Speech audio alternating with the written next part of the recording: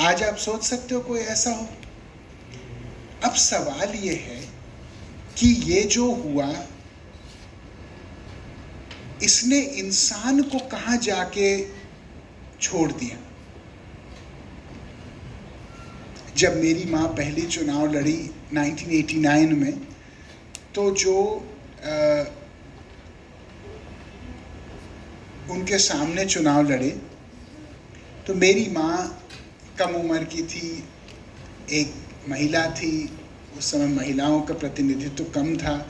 उन्होंने एक नारा दिया कि एक कमज़ोर एमपी नहीं, एक मजबूत एमपी होना चाहिए यहाँ का। तो मुझे याद है कि मैं बहुत छोटा था, बट मुझे याद है मैं बीसलपुर रोड पे चल रहा था और वो जो चुनाव लड़ रहे थे उनकी सभा थी, तो उनकी मिसेस सभा में उनकी श्रीमती भाग ले रही थी।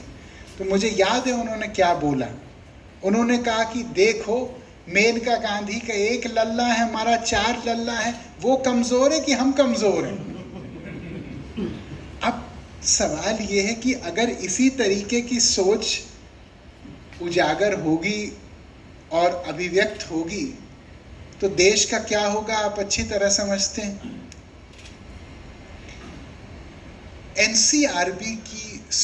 NCRB national crime records bureau statistics पिछले 4 साल से 52 से लेकर अभी तक सबसे ज़्यादा आत्महत्या कौन वर्ग करता था? किसान।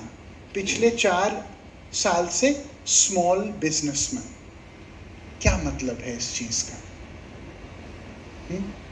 क्या इसका मतलब ये है कि हमने इंस्टाग्राम के माध्यम से, ट्विटर के माध्यम से, यूट्यूब के माध्यम से, टेलीविज़न के माध्यम से एक दुनिया तो दिखा दी समाज के अंतिम व्यक्ति को, लेकिन वो सेतु, वो औजार, वो शस्त्र उसके हाथ में नहीं दिया जिससे वो उस दुनिया के पास जाके पहुंचे। क्या एक फ्रस्ट्रेशन का लेवल बढ़ रहा है समाज में? मुझे कहने में कोई संकोच नहीं है कि मैं अपना 1/3 समय ही राजनीति में देता हूं। और ये बात शुरू से मैंने अपनी माँ को बोली कि 1/3 समय में लिखाई पढ़ाई में दूंगा।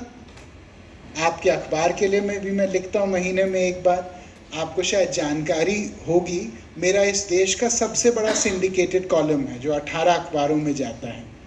अंग्रेज़ी में मैं हर महीने इंडियन एक्सप्रेस, हिंदू और इकोनॉमिक टाइम्स के लिए लिखता हूँ, और उनका अनुवाद जो है अमर उजाला, भास्कर, राजस्थान पत्रिका, नवभारत टाइम्स, मतलब सारे अखबारों में जाते हैं। बहरहाल, ये आवश्यक क्यों है? ये आवश्यक इसलिए है क्योंकि आज हमारे पास 250 सांसद हैं जिनके सीरियस पॉलिटिकल रिकॉर्ड में क्राइम है।